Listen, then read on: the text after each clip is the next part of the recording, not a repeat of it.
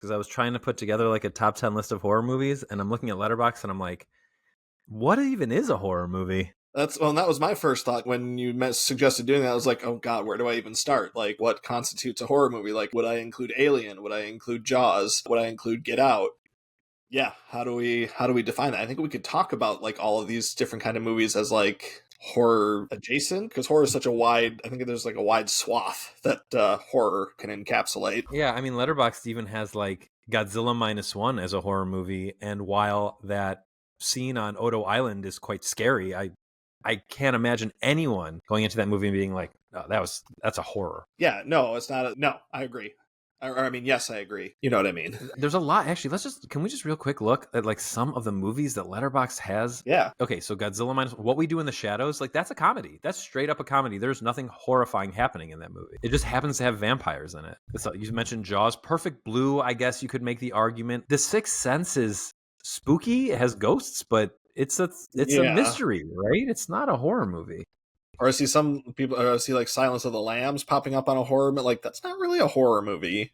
No, or like even Strange Darling, which I saw recently. Like that's a thriller. Like that, The Frighteners has ghosts, but it is an action comedy. What else is on it? Coraline. I guess it's like a horror movie for kids. I mean, some people are genuinely scared of Coraline. Yeah, I mean, I could see that. Okay, well that brings up. Okay, let's just go right into it. So this is our special Halloween episode of Never Did It, a movie that when we recommended for each other this week. It's not a year. It's just like Halloween themed in that, or I gave you a horror movie and you gave me a very Halloween-y movie, but I don't know if it's a horror movie, The Invisible Man. Now, I kind of only think, I think maybe in 1930, whatever, what year did it come out? 33? 33, yep. Maybe it was a horror movie then. There weren't a lot of things before it. And James Whale was getting this reputation for, or did this come out first before Frankenstein? This was after. This was also after The Old Dark House, which was another horror movie he'd made. He made 4 seminal horror movies, 4 like iconic horror movies: Frankenstein, Old Dark House, Invisible Man, and Bride of Frankenstein. And then later in his life became annoyed that he was known for them. But in the meantime, he made this. I don't know, is it a horror movie? It's hard to say. It is about a monster, and that monster is killing people. So first off, what we had decided we wanted to do for this episode was, we're airing it on Halloween. Let's talk about some Halloween-y type movies. This is for sure a Halloween-y type movie. Why this over any? I've seen almost no horror. I mean, compared to most like big film geeks, I've seen very few horror movies. Why this over any of the hundreds of horror movies that you've seen that I haven't seen? Well, as far as like the universal horror monster movies, and I'm not quite where you are with horror movies, where I've seen probably more than you, but I also haven't seen as many as, you know, like a real someone who would consider themselves like a horror movie person. Wherever I'm kind of in the middle on that, where like I've seen the original Halloween, but I haven't seen all the million Halloween sequels, and I haven't seen like the original Texas Chainsaw Massacre, and I've seen some of the original Universal monster movies, but I haven't seen all of them. And I just thought, like, if we were doing, like, if you were going to give me the one that you gave me, The Thing, which is a little more recent compared to the, you know, the one that I was giving you, I thought maybe I would go a little bit older, go back to one of the Universal movies. I know, because you weren't so into Frankenstein, but I thought maybe The Invisible Man would go over a little bit better, because I thought this was the superior film. I really liked The Invisible Man the first time I watched it. I really liked the performance. I thought the visual effects were really, really neat for a 90-year-old movie and looked really cool. So yeah, I was just taking a gamble, and I thought you might like it more than the other James Whale monster movie that we covered on the podcast earlier. What's it about? Well, it's about a man, a scientist. He wants to impress a lady, of course, as so many scientists want to do, and he wants to etch his name in the history books by becoming the first man to basically invent invisibility. He finally figures out how to do that. He turns himself invisible, and he is trying to also develop the antidote to that so that he can, you know, kind of turn himself back and forth at will. And while he's trying to do that, he's holed up in a like a little hotel, and the people of the hotel won't leave him alone to work on his experiments. So they kind of discover him. You know, he gets found out. You know, they find out he's a monster, and, you know, what happens in these old monster movies. Then, you know, the chase is on, and they have to, you know, they chase the monster and try to track him down. But he's also going quite mad, because one of the drugs that he needed to complete his invisibility potion will turn you crazy. So he's going through the countryside, you know, killing people and causing mayhem and wreaking havoc all over the place while they are trying to track him down, and then they can't see him. So I did like the movie more than Frankenstein. It's more of a movie than Frankenstein. There's more going on, mostly because you can hear, whereas Victor Frankenstein should have been the villain of Frankenstein, and he is in the first half of the movie. It's a very short movie. The monster becomes the scary force after that. And the monster can't talk, so you don't get as much. There's that great scene with the monster and the little girl by the river, but beyond that, we don't get a lot of like interiority with the monster. Claude Rains as the Invisible Man, you get a lot. Claude Rains is a all-star, all-timer actor, you know, Casablanca, Robin Hood, host of other things that I can't think of right now. So we get a lot of great line deliveries from him. The effects are really interesting. Funny, they were done in a way that's similar to how effects are still done today, which is instead of a green screen, it was essentially a black screen. He wore, I don't know if it was actually him. I assume it was him. He wore all black, like black velvet really close to his body, and then put the gauze around his head, and that was what was filmed, and then that was painted on frame by frame to the background footage that they shot. What I don't understand is how when he unwraps his gauze and takes off his goggles, how they did like what you see of the bandages, like that would be here on the back of his head. I still don't really quite get that, but it's very cool. And then, as you mentioned, it's the story of him becoming a terrorist, basically, because he doesn't just kill people. He knocks a train off the rails and kills hundreds of people. And he says he's doing it to terrify people into giving him what he wants, which is power. Just so interesting. Yeah, he wants to like run the whole world just to prove that he can. For no like specific reason other than just like I just want to be powerful just to prove that I can do it. Like, yeah, it's pretty wild. It plays into, so obviously I just saw this for the first time, but it reminds me of, unfortunately, The League of Extraordinary Gentlemen, where I believe one of the villains' goals was to make an army of invisible men that could completely take over. And of course, and like that, basically that comes from what Claude Rains says in this as the Invisible Man. So yeah, I like this quite a bit. It doesn't lag. It doesn't waste any time. It's very short, also, as with all the Universal early minutes. Universal. Yeah. It's very economical, and I really liked. I really liked the rival scientist and how a lot of the movie is this tension. Like last week, we talked about the tension of John Lithgow. Is he going to kill Nancy Allen? A lot of the movies, the tension is the Invisible Man after he promises to kill this guy. Is he going to kill him, or are the cops going to be able to save him? They don't even really make a good effort. They're pretty dumb. But I did like the way they finally got him in the end. It was pretty cool. I like the movie quite a bit. I don't know if it's a horror movie, but in a different way. And obviously this movie's been adapted. It's based on an H.G. Wells novel. Mm-hmm. And there have been 20 other adaptations, at least, of it, including during the pandemic, there was The Invisible Man, which was a domestic violence movie, which makes sense. Like that, I haven't seen it, but I heard that. But yeah, I've heard that's good. And like when I was growing up, my version of this was Hollow Man and Memoirs of the Invisible Man, the horror version with Kevin Bacon and the comedy version with Chevy Chase, which is not that funny. So I liked it. How many Invisible Man adaptations have you seen? Well, I've definitely seen. I saw The Invisible Man with, like I said, with Elizabeth Moss. I saw Hollow Man when it came out. I'm pretty sure there's like an Alvin and the Chipmunks cartoon that was based on The Invisible Man. So I've at least seen those. I do remember the Kevin Bacon one being not so great, but I probably saw it like once when it came out. But yeah, those are the ones that I've seen, and I think obviously I think this one is the original one is the best by a pretty good margin. You gave the original one 5 stars, right? I did. Yeah, I think it's fantastic. I think just the way the effects hold up. I think Claude Rains' performance is so good. Like, yeah, like you said, the tension leading up to like, I'm going to murder you at 10 o'clock. That specificity of his intentions. I love the scenes too, the way he reveals himself to the townspeople. That very, very first scene where he, reveals himself and just the reactions to it and just the way it's filmed and staged and everything. It's really impressive. Like I kept having to remind myself, like, this is 90 years old.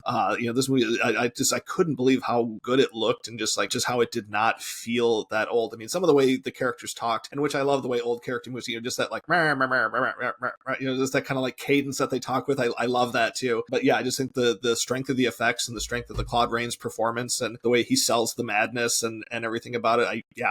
I love this movie and the economical nature of it too. This 71 minutes, like boom, boom, boom, we're in, we're out. It's great. And then she doesn't do much in the movie, but I do want to point out too that old woman liar from Titanic, Gloria Stewart, is the female love interest in this, and I can't think of her without thinking of the scene from Seinfeld where Jason or George calls her a liar, and that's like his takeaway from the movie. Do you remember that? Yeah, that's really funny. It's that's not who I thought you were going to bring up when you started talking about a woman, but although she does do basically nothing in this movie and her role is just there because there has to be a love interest in a movie. Una O'Connor is in this, and she's also in Bride of Frankenstein, and she basically plays the same character in both, and she is so funny as the screaming hysterical woman who just does not want to put up with the Invisible Man's shit.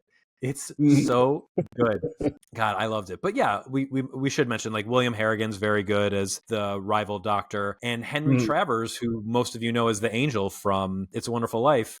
He also like doesn't do much. He's the father of the love interest. But it's always nice to just like see his face because we're so like warm and fuzzy with him because of It's a Wonderful Life. Oh, and he's also in Ball of Fire. I think he's one of the nerdy researchers. I think fondly of that movie from time to time. It's very cute.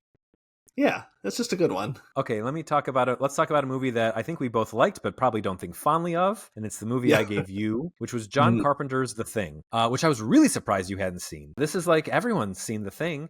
Now, before I saw The Thing, I had already seen all of the effects shots because I watch a lot of like VFX YouTube essays and stuff like that.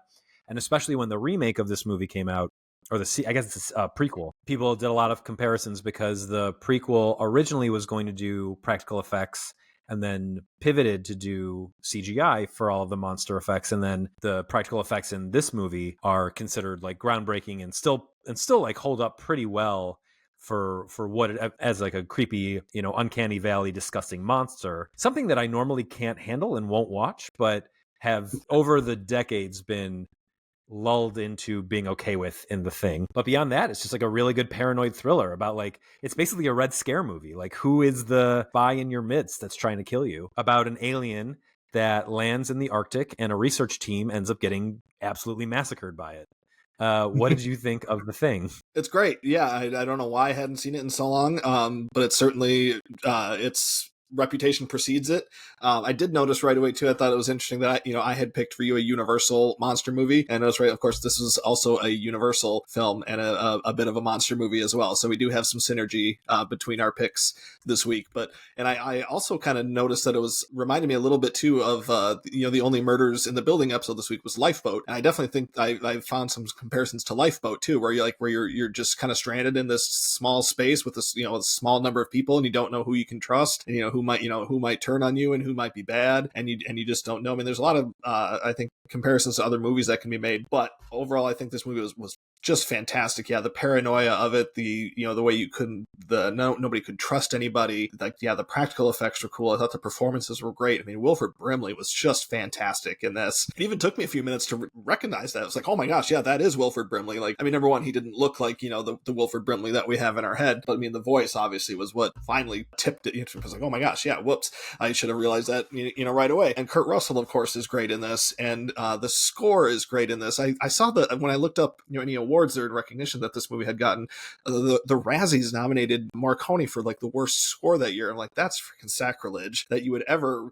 put Morricone down for worst anything at any point in time. I thought the score was awesome. The cinematography was great. I mean, the whole atmosphere of the movie, very, very cool. I don't really have enough good things to say about the movie. I really, really liked this a lot. I was so relieved when I watched it, and I liked it because I don't love John Carpenter movies. Like, maybe that's not popular to say. In fact, I'm sure it's not. But like, I think They Live is pretty fun, but I'm predisposed to like it because I'm a wrestling guy, and thus Roddy Piper is interesting to me. I did not like Escape from New York at all. I think Big Trouble in Little China is not that funny. And I've never seen Halloween. I think Starman is boring. I have no interest in The Mouth of Madness. I mentioned earlier, or maybe it was last week, a lot of Stephen King adaptations bore me, so no interest in Christine. The only movie of his that I'm like curious about that I haven't seen is Assault on Precinct 13. Maybe it's because horror doesn't do that much for me, and his style just is, with the exception of The Thing, pretty slow and ugly.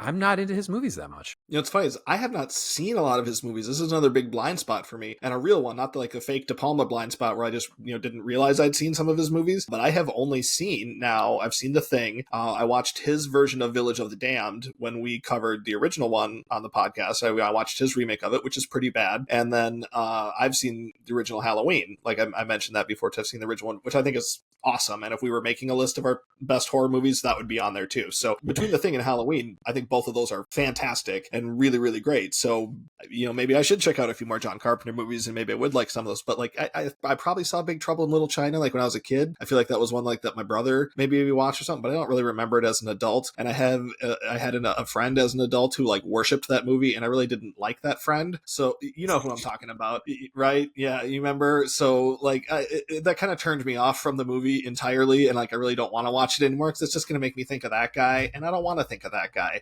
So like, I may never watch Big Trouble in Little China again. I don't ever remember even seeing They Live, and I'm a wrestling guy too. How have I never seen They Live? Have you seen the South Park episode that reenacts the fight scene from They Live? Yes. Okay. Yep. I have seen that. It's like word for word, shot for shot, the scene from They Live, which is pretty funny.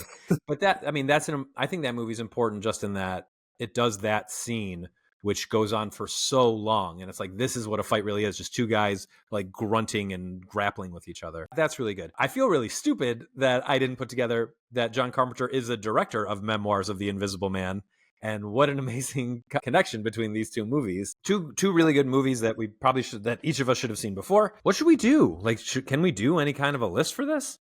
Horror is such an interesting genre because it's so hard to define, and it so often I think crosses over with other genres as well. And there's some movies that are like pure horror movies, I think, turn into those kind of early January releases that are like kind of those demonic possession movies, or whatever. Like those can kind of be, I think, considered pure horror movies. Whereas like I think the really, really classic horror movies often cross over with another genre, like say Alien. A lot of people consider Alien to be like one of the top horror movies of all time, but that's at least a sci-fi horror.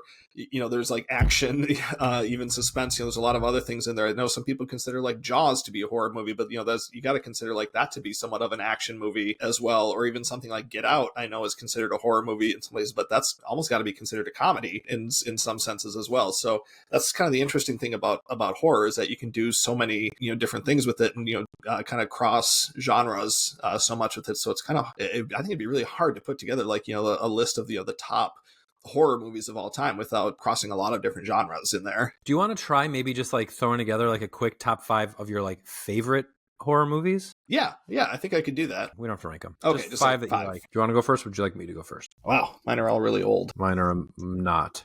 I don't have any past 1980. Oh, mine are all past 1980. Actually, why don't you go first, because yours are older. All right, I'm going to list mine in chronological order. And again, like we talked about, the genre can be hard to define. So, I mean, if I'm missing anything, or, there's a lot of different things that I could put in here. But if we're going chronological, I would say I would have Psycho would be on my list, because I think Psycho, still has one of the great, has a couple of the great film twists still. I mean, obviously everybody knows them now, but, if you consider seeing it, at the time, I think both those twists would be great. I think the performances are really good. I still think it's an entertaining horror movie. Number 2, we're not ranking them, but the second one on my list chronologically would be the original Exorcist. Again, some great performances. Ellen Burstyn, Linda Blair. I mean, the vomiting, head spinning scene, everything about the movie is still terrifying. Yeah, it's a hard one to watch. I mean, even today, it's still pretty terrifying. My number 3 is one. Sorry, the third movie on my list is one that's probably maybe the loosest horror movie in the film, but it would be Jaws. I think there are a lot of horror elements in this movie, but I think it is just really great, the horror suspense elements of it, the way they keep Jaws hidden for a lot of the movie, but allude to Jaws, and the music leading up to, obviously, the John Williams score is, one of his most famous. I think there's a lot of cool things about Jaws and a lot of horror elements that make it one of the best. The fourth film on my list, we mentioned it earlier, John Carpenter's Halloween, one of the all-time great horror movie villains. Michael Myers has lasted. They're still making Halloween movies. I mean, they just made one, or they just finished a new trilogy a couple of years ago. This character has stood up, and this is, it was the introduction really to Jamie Lee Curtis, who, again, still, just won an Oscar. She's still very, very relevant. This was the introduction to her. Very cool movie. Great performances. Again, another great score. Movie is again very economical with its time. It's shot really well. It's edited really tight. Just a really, really cool movie. And then the fifth movie on my top 5 is Stanley Kubrick's The Shining. Just so many great horror elements in this. It's a great Nicholson performance. Shelley Duvall's amazing in it. The Overlook Hotel. I mean, the sets are amazing. It's a classic. It's Kubrick. I'm glad that yours stop at 1980, because mine pick up where yours leave off. I've seen many of the movies. In fact, all but one, I think, of the movies on your list. It's been a long time since I've endured The Exorcist, so I don't know if I could call it seen as much as like it still shows up in my nightmares, but I haven't seen Halloween. I like all these movies more than those movies. My first chronologically is The Fly. David Cronenberg's body horror movie starring Jeff Goldblum and Gina Davis. First off, quite funny, for one. Very gross, but as you get on in years, the effects start to look like effects, thankfully. I mean, I still get pretty grossed out when I watch it. And this is probably like, for me, this and The Thing are the peak of, or like the height of what I can take in terms of body horror. I'm not seeing The Substance. I'm not seeing Titan, but The Fly is really, really good. Then Misery, Rob Reiner's Misery. We mentioned it earlier in this episode, but yes, I love this. This is another one where I think this, in my list, is probably the loosest when it comes to horror, because while it is just a guy getting tortured for 2 hours or an hour and a half, it's pretty funny, and it's more like a mystery and a thriller. There's not too much horrifying happening aside from the hobbling scene and our favorite lawnmower riding man getting shot. We don't like that. But beyond that, it's pretty easy to take, but an amazing movie with incredible performances from Kathy Bates and Scott Caan's dad. And then the next one is another one that we've covered on this podcast. We covered Misery in our 1990 episode, and we covered Cure, Kiyoshi Kurosawa's Cure, which I'm so happy I watched now because I just think it's so cool, and I can't wait to watch more of his movies. And Cure is another one. It's a horror movie for sure because you've got this guy going around convincing people to kill each other, but it's not gory with the exception of one pretty nasty scene where a guy's already dead and a woman does stuff to him. But beyond that, pretty easy to handle. More like just fills you with dread over what's going on in this Japanese town. And then after that is 28 Days Later, Danny Boyle's zombie movie, which I think was the first horror movie I ever saw where I thought, I like this. I like what's going on here. I like that this is saying something more than just what's on the screen. This is an indictment of, in a way, it starts as an indictment of like the left and PETA and animal rights and things like that, and then quickly turns into a major indictment of militarism and fascism and right-wing governments. And I just think that's very cool. And in it, you have a great tense movie where Cillian Murphy is trying to stay safe and Brendan Gleeson is getting blood in his eye and turning into a zombie, and just so cool. My first exposure to like all of these people. And then my last one is Midsommar, which is was my introduction to Ari Aster. I hadn't seen Hereditary until we did it for this podcast. The idea of doing something terrifying all during the day is very cool, and what the movie was sold on. But in it, you have this amazing Florence Pugh performance where she's just killing it, suffering so much grief and dealing with emotional abuse and getting a little revenge at the end, not through her own doing, but finding some peace in that. Very cool movie. I still think Ari Aster's best. And yeah, so those are my 5. I like that we picked like very, very different stuff. But for the most part, I think it'd be hard to argue that many of these movies are straight up horror movies. I think Jaws is probably the furthest from it. Yeah, I think so. And I could throw out a few other movies there. And also, I'll point out too, I like the movies you have on your list, except I've never seen The Fly. But all the movies that you listed, excellent. Yeah, I think those are all very, very good, and would certainly, if I was making a longer list, I would have all those on there. If I were to replace Jaws with anything, I'd probably put on Alien, the first one. I think that would probably even be closer to a traditional horror movie. But some of the other ones that I like, I would, even if I put a few more recent ones on there, like as I mentioned, Get Out earlier, Hereditary would probably be one that I would put on before Midsommar, which I like both of them a lot, but I would probably put Hereditary on ahead of that. I was going back, oh, kitty. Sorry, I saw a cat outside. Or the original Invisible Man, would be a rank a little bit higher for me. Some of those, but yeah, those would be some of the other ones that would rank pretty highly for me. But yeah, 28 Days Later, that's a really cool one. I kind of forgot about that. Great movie. I was describing it to my wife the other day, and I was like, we should watch that. We should really watch 28 Days Later. I mean, we will, or at least I will when 28 Years Later comes out. But it's hard to watch. It doesn't stream. So yeah, it's the one that's not what the sequel is streaming, but the original, like 28 Days, is not streamed, but 28 Weeks is, isn't it? Exactly. That's stupid. It's really dumb. Hopefully someone resolves that soon. Okay, so hopefully next week we'll be back. I think we should have Jeff Richardson back on so that we can talk about the French New Wave. What do you think? It's time? I think it's time. Yeah, we need to do some French New Wave. It's been long enough. Okay, we'll be back with French New Wave, and our friend Professor Jeff Richardson will join us for that. See you next week.